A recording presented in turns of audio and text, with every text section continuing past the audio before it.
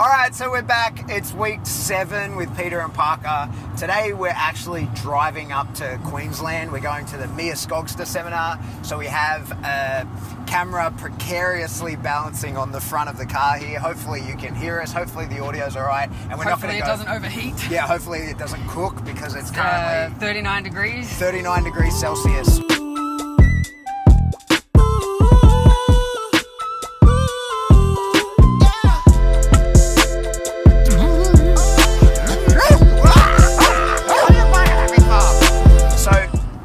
Traveling up there, that's worth talking about. There's a few challenges along the way in that we've hydrated the dogs as much as possible.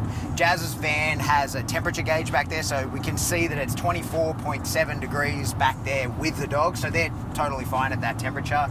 We got Peter, Parker, and my dog Remy with us. We've already stopped one time. We needed some snacks. We got snacks. And toileted the dogs and hydrated the dogs, and away we went. So a big part of, obviously we're super excited to be going to see Skogster, but one of the reasons we're driving is for the road trip in and of itself, so that there's a lot of exposure. We're not rushing to get up there. It's not just like we got in the car and we're zooming as quickly as we can to get there. Part of it is we're stopping along the places, we're showing the dogs different environments, but the challenge along the way is heat for us. It is 41 degrees currently. I want to time this. I want to know how long he's pissing for. Even he's surprised. Mate, you peed 3 hours ago. Yeah, he didn't piss that big 3 hours ago. He's done 3 this big. You alright in the heat, bud? What have you been doing during the week? Not too much, just it's been odd weather, so we've been doing some normal article indication sessions in the morning. They're slowly progressing at that. I've been a little slack. I was meant to reduce the size of the article down to a smaller washer. I kept forgetting to take the washer, so we just kept repeating sessions with the big washer. Consequence of that is they get a bit bored. They're now using the eyesight much easier, so I'm gonna have to jump to the smaller articles pretty soon. I'll do it after this weekend. It's not a priority to focus on that this weekend. So the article indication sessions always happening in the mornings, and then if they're feeling up to it, play. That was the intention this week. It did not go at all to plan. I tried to film each of our sessions in the morning, and just none of it worked out. The puppies seem to be going through just a little bit of a phase where I thought they were getting super great in the kennels and finally being quiet and they're understanding, but then they weren't playing and stuff. So I think they're just maybe going through a developmental leap, or maybe the heat and the weather's just throwing a bit off. Who knows? I think the weather is a big part of it. So it's been really, really hot in Sydney this week. We had a couple of days just under 40 degrees, I think 38s, and so it's their first time. They're from up north here. That's where they were born. Where it's they're super used hot. They're used to hot temperatures, but it's still it's a significant change since they've been down here. Yeah, and get as used to it as you want. Those hot temperatures are still hard work to just survive in. So it's not surprising or alarming in any way, shape, or form that they've been a little bit flat because of it. Quiet here.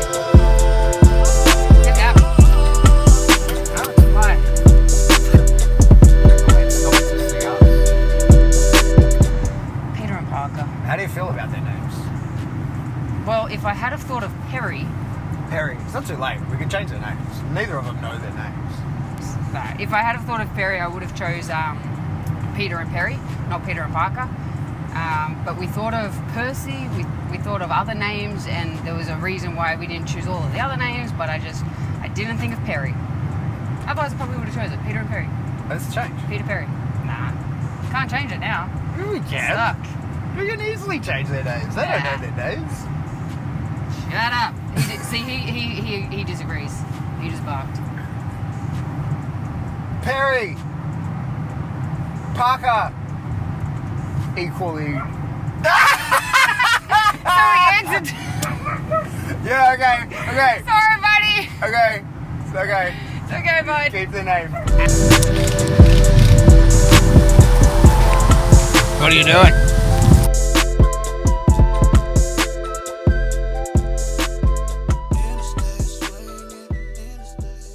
Also, they went to the vet this week, so they could also have been not feeling well from a vaccination, and then from that they also have worming and flea tablets and treatments and things like that. So they could feel unwell from any one of those things as well. So I need to take all of that into account.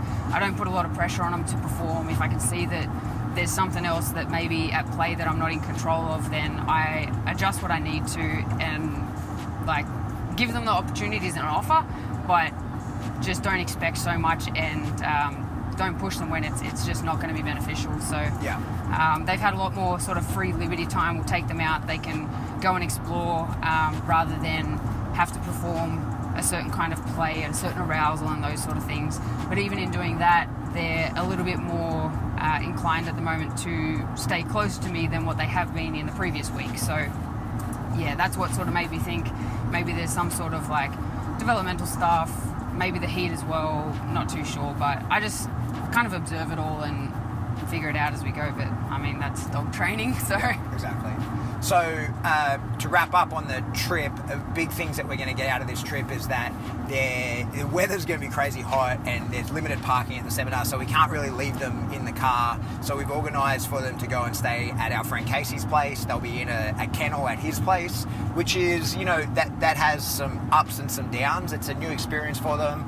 It's well within their critical period, so, you know, it goes into the, you know, ticks a box for exposure, but also, you know, Jazz is very particular about how she kennel trains the dogs to make sure that they remain calm in the kennels and don't empty out in the kennels and stuff like that. So there's a few challenges to overcome in that. They'll be staying at an Airbnb with us, which is good. Means that they'll, you know, be in a new yard. They'll sleep in their crates in a new environment, in a new home. With other dogs and other people. Yeah, my dog will be there. There'll be other dogs there as well. So it's just a big change to what they're used to, but also, you know, there's enough bridging stuff that they should be able to settle in and be fine.